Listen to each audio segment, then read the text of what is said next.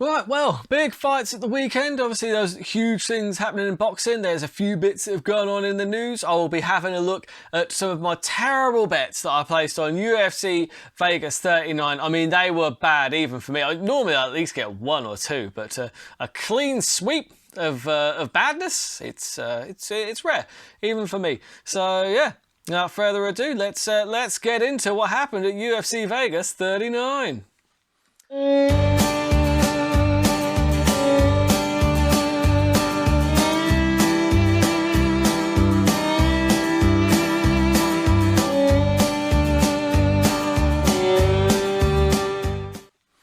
So, let's start off with the heavyweights. The heavyweights, 265 pounders, Alexander Romanov versus Jarrod. Now, I was sceptical here. I was just like, what?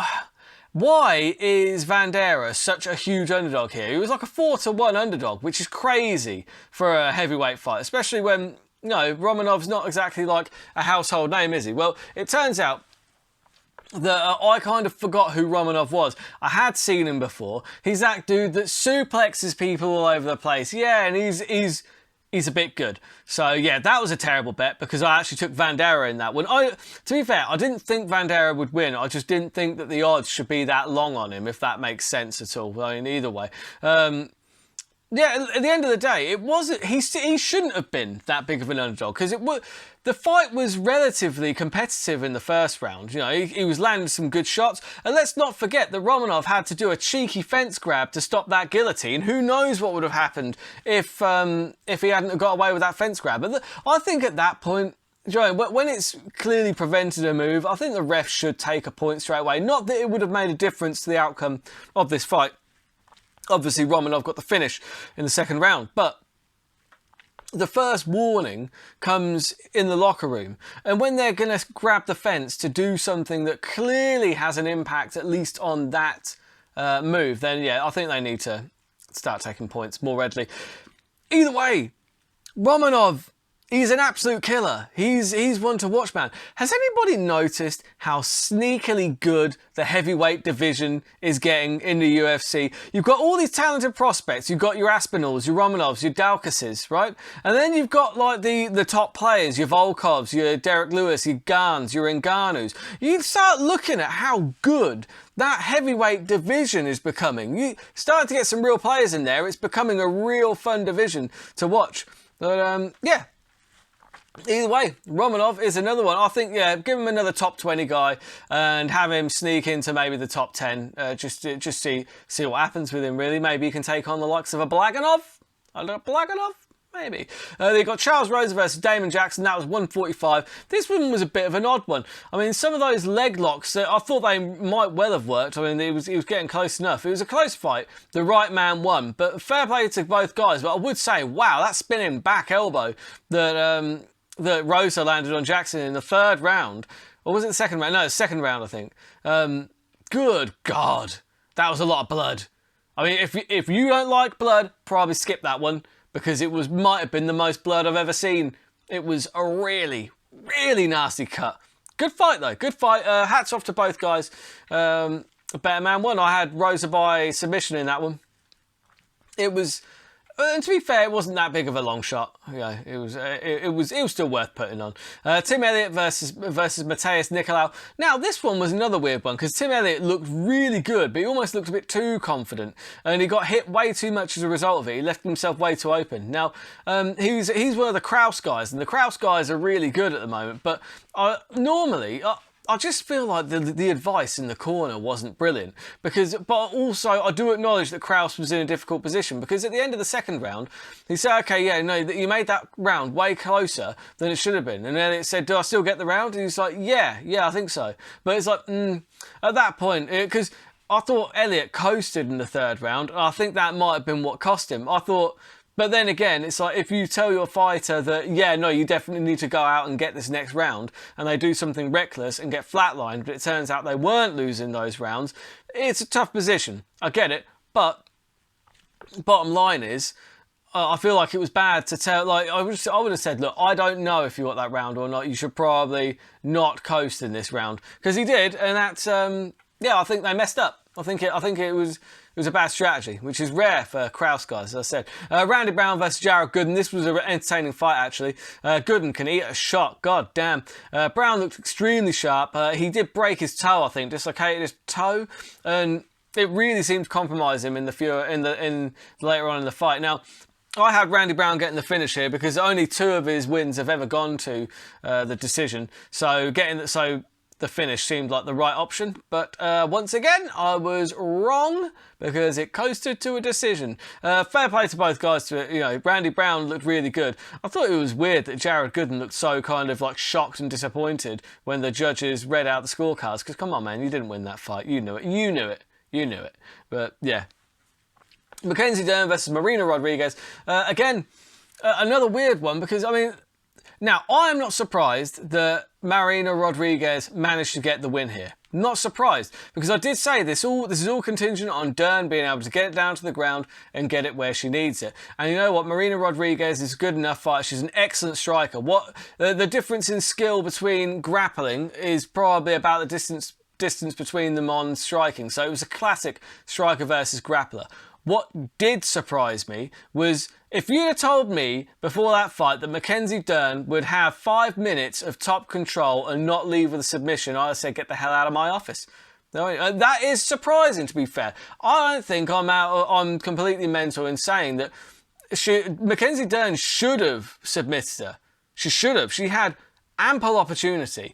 And credit to Rodriguez's defense, I guess, because she managed to just to avoid the submission. Then Mackenzie Dern gassed a little bit, and obviously it then became in Marina Rodriguez's wheelhouse. Good win. Very, very good win. Those kicks were really effective for keeping range. And yeah, like I said, not shocked with the result. Shocked that Mackenzie Dern had 5 minutes of top control and didn't leave with a submission win. But fair play to Rodriguez. At the end of the day, she did a great job. And she looked really good. Look forward to seeing more of her. So, before we get into the news, I just wanted to say thank you very much. If you're watching this show, please like and subscribe. Helps me out massively. Let me know in the comments what you thought of the fights. Let me know, what you thought. If you hate any of my bets, if you think that I'm saying something stupid, just let me know in the comments, because it's all love, man. It's all love, and I do like talking about this stuff, so I will always comment back, and just turn it into a bit of a discussion. It's always fun. And I also, just to let you know, I do have a Patreon as well. If you want to show your support on there, there is extra content and early access to shows, because I do all my picks on a Friday night, and the Friday night picks are better usually before the odds have changed too much. Sometimes the odds slip a bit on a Saturday, but I do release my picks on a Saturday on my YouTube. But Friday, the Patreon subscribers get early access. It's just the way it has to be done. But either way, thank you for all the love. If you're listening to this as well, just tell you, if you know somebody that might be interested in it, just let them know. What have they got to lose? Give an episode a listen, and they might like it. And if they don't, well, they lost. So yeah. Anyways, I want to do a quick poll here. Please let me know in the comments, which is worse? John Jones beating up his fiancée, or Chuck Liddell getting beaten up by his missus? Ooh. So, because I don't know if you know this, but basically Chuck Liddell was involved in a domestic abuse incident at the weekend. And at first, it was probably, everyone was thinking, oh no, not another one. Come on, guys. Do you know what I mean? Because obviously I'll get into Pena in a minute. But yeah, not another one, guys. This is just getting silly. And yeah, so apparently, looking at the actual report, because initially I was like, okay, Chuck Liddell's, beating up his wife or whatever. But yeah, apparently it's actually, it sounds quite sad, to be fair. And I'm hoping, it sounds quite sad. Like Chuck Liddell said that it's, his wife has some mental health, or is his fiance, I think it might be his wife, has some mental health issues, and that she was hitting him basically. And but I think the police had to separate them basically. So Chuck Liddell volunteered to be the one taken down to the station and kind of separated. Bail was set at $20,000. The bail was met, and yeah. So unless we hear more about this, we've just got to take Chuck Liddell at his word that it was his wife that was hitting him. Apparently he suffered bruises and lacerations, but I have never pictured Chuck Liddell as a battered wife. Do you know what I mean? It's just, he's the Iceman. But I suppose, if nothing else, it actually paints him in a far more positive light, assuming that it's true that he was the victim and not the aggressor. I mean, it paints him in a much more positive light. It makes Jon Jones look even worse, because Chuck Liddell was just taking punches off of his wife and just refused to hit her back. That's, which is, incidentally, in my opinion, probably slightly better than Jon Jones's actions. I don't know. It's like, neither are great. But yeah, Luis Pena has also been released now because obviously there was some domestic. Basically, he allegedly struck 2 women with a closed fist in a domestic violence incident.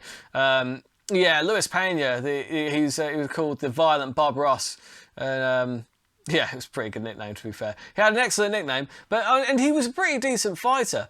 And this is a shame because this isn't the first time he's been pulled up on it. So Dana White has pulled the plug. He said that is enough, mate, and he has released him.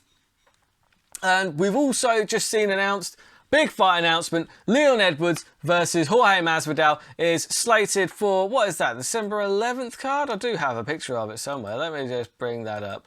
Why don't I just have these prepared? God damn it, Burt. You are just an idiot. Yeah, 11th of December, Las Vegas. That is a hell of a fight because obviously they had the altercation a while back. I think it was in the UK. It was after Darren Till got knocked out by Masvidal, I believe, because it happened in London. And yeah, basically Leon Edwards and Masvidal got into a bit of a fisticuffs in the car park. So I was surprised this fight hadn't happened sooner because, I mean, you've got the build-up, you've got the backstory. That's going to be a ridiculous fight. That's going to be fantastic because it's got so much, so much backstory to it. And people don't like sports, they like a narrative. And this one has narrative in spades. This will sell a lot of pay-per-views. I mean, it's not going to be the main event, I wouldn't have thought. I mean, it might be.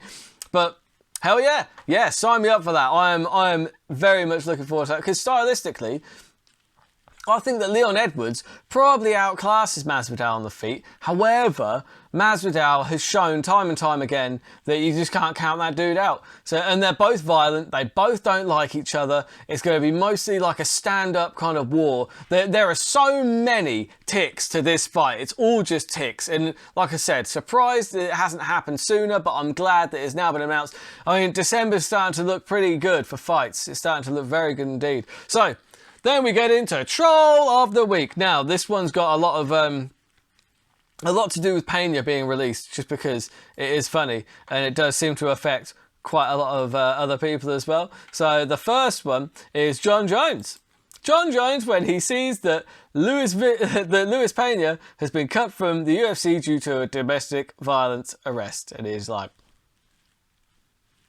whoop, whoop. Yeah, no, accurate. Super accurate. And then you've got the same one with Greg Hardy because yeah, although Greg Hardy has been good like since he's been in the UFC, so the thing is like, yeah, okay, but the Greg Hardy incident, if you read the incident report, it was way funnier than the Jones one. He pushed her onto a pile of guns. It's like, I don't know, if you're hanging out with a guy who's got a pile of guns, not like just one or two, just a pile of guns. He shoved her and she fell onto the pile of guns and kind of cut her arm or something like that. And yeah, I'm not advocating that. But if you're hanging around with guys who have piles of guns, not one, just piles of them, then I don't know, being shoved is probably way down on the list of like incidents and things that are going to go on. But yeah, apparently, I mean, Greg Hardy, he's been pretty good since he's been in the UFC, to my knowledge. So yeah. And you've got the next one. This does happen all the time. Every time I am trying to like get my mate into mixed martial arts, it ends up being like a grappling match, and they get into some positions that just get described as being, I mean, it's just a little gay. It's like people are looking at, man, he's just got his butt in his face. Come on, man.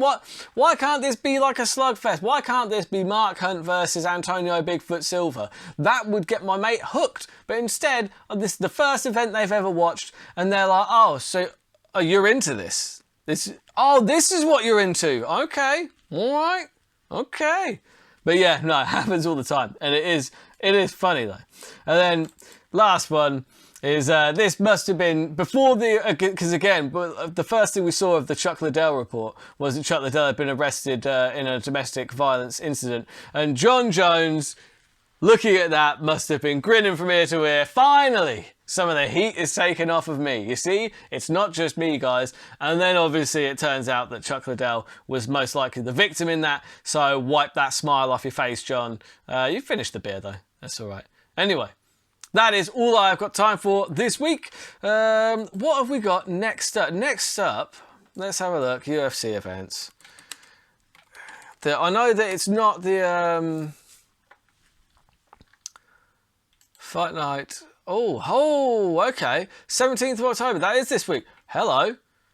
It's Aspen Ladd against Norma Dumont. Yeah, because Aspen Ladd has stepped in for Holly Holm because Holly Holm has fallen out that one. Jim Miller's on that card as well. Andrei Arlovsky against Carlos Felipe. That's not a bad night fights. I'll be placing some terrible bets on them. Those bets will be up on Friday. There's going to be the exclusive Patreon audio episode on the Thursday, and on the YouTube, my usual picks will be coming in hot. They'll be terrible as ever, but I hope you find some value in some of those bets. They can't possibly be as bad as the bets that I placed on last week's card. Aspen Ladd by TKO is what I would say. First, I would just say that Aspen Ladd by TKO. That's my first prediction, bold prediction. And yeah, so until then, keep those odds long and those bets terrible.